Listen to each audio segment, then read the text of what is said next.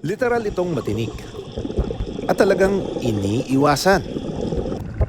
Ang buong katawan nito napalilibutan ng daang-daang spine na kapag nakatusok, pwedeng ipahamak ng tao. Pero ang matitinik na mga sea urchin, walang takot na ginagawang taguan ng ilang lamang dagat.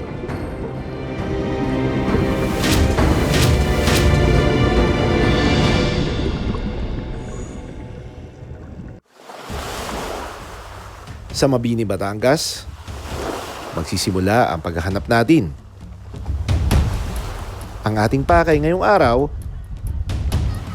makita ang mga di pangkaraniwang sea urchin.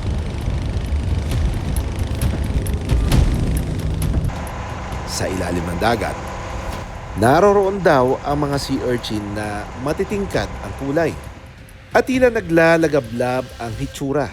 Nandito na tayo sa dive spot kung saan makikita natin yung dinahin nating sea urchin, no?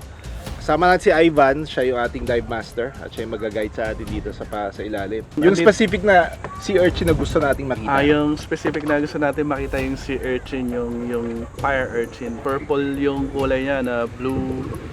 Ang problema lang, pagka nalapatan mo siya, na natusukan niya, para ka talagang tinamaan ng apoy. May mga na-disgrasya na ba dyan? Oo, madaming beses na. Ikaw, natusok na rin ako. Oo.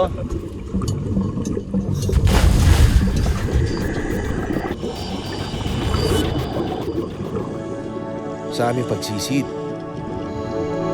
sinalubong agad kami ng napakagandang karagatan.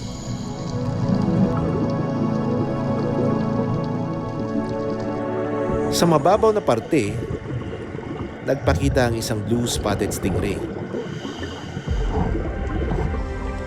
Ang mahaba nitong buntot ay may dalawang pantusok kung saan lumalabas ang kanyang kamandag. Kaunting langoy pa, grupo naman ng striped eel catfish ang nagpakita. Ang catfish na ito dapat ding iwasan dahil sa bandang bibig nito ay may mga tinik na may lason. Kaunting langoy pa namin, nagpakita na ang sea urchin na aming pakay. Kapansin-pansin na mahaba nitong mga tinik sa malayo. Pero kapag nilapitan, tila mga ilaw na nagliliwanag ang katawan nito. Angat ang kulay pula at asul. Ito ay isang fire urchin. Ang isdang ito tila ginawang taguan ng isang sea urchin. Para bang stage niya ang nagliliwanag nitong katawan. Pero ang ganitong tagpo, hindi lang pala sa isang sea urchin nangyayari. Sa hindi kalayuan, may magkakatabing fire urchin kaming nakita. Sa gitna nito,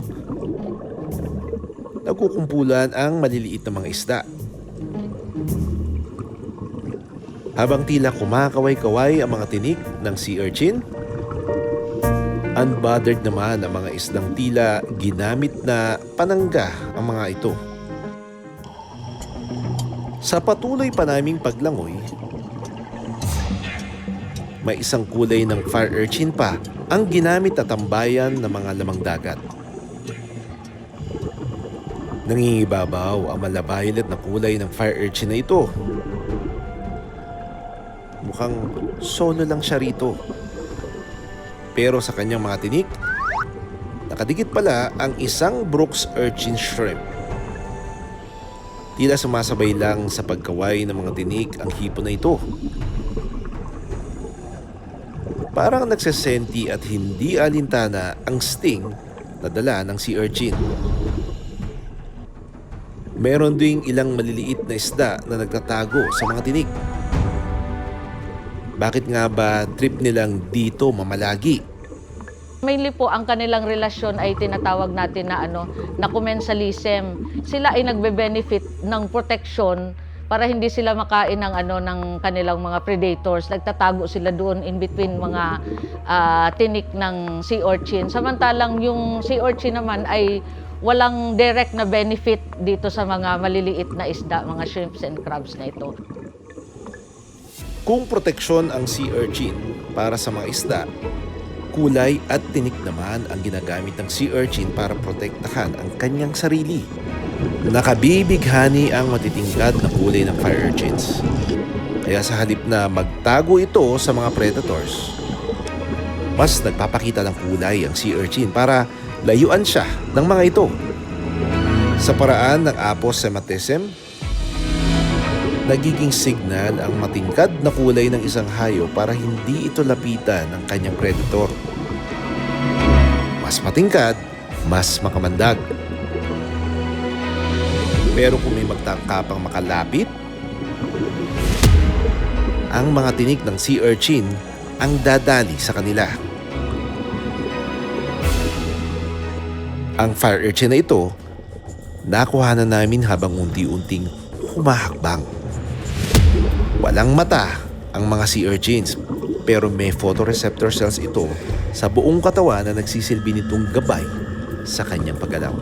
May dalawang uri sila ng tinik. Yung mas mahaba, mainly for protection, ginagamit din nila yon sa paglalakad at the same time. May mas maiigsi sila na tinik na mainly nandun yung venom. Every time na maapakan natin yun yung nag-i-inject ng ng stinging na substance sa katawan ng tao.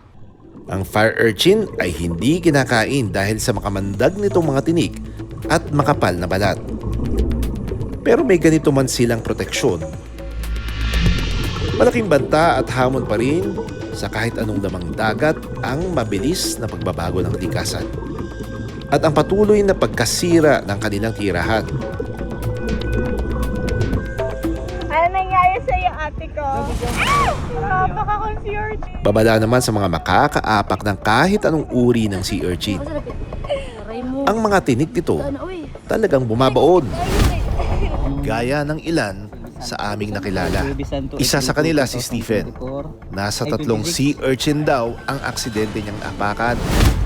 Agad naman siyang nilapatan ng paunang lunas. Ayon sa mga eksperto, maaaring ibabad ang paa sa tubig na may suka para ma-neutralize ang toxins at matanggal ang maliliit na tinik. Kung may maiiwan namang tinik, ay maaaring bunutin ito gamit ang tsani o tweezers.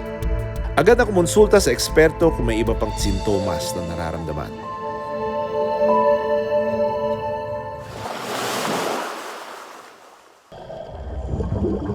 Para sa mga tao, kapahamakan ang dala ng mga sea urchin. Mapaitim o matingkad man ang kulay nito. Pero kahit gaano man ito nakakalason at iniiwasan, proteksyon ng turing ng ilang mga lamang dagat sa matatalas na mga tinik nito. Maraming salamat sa panonood ng Born to be Wild. Para sa iba pang kwento tungkol sa ating kalikasan, mag-subscribe na sa GMA Public Affairs YouTube channel.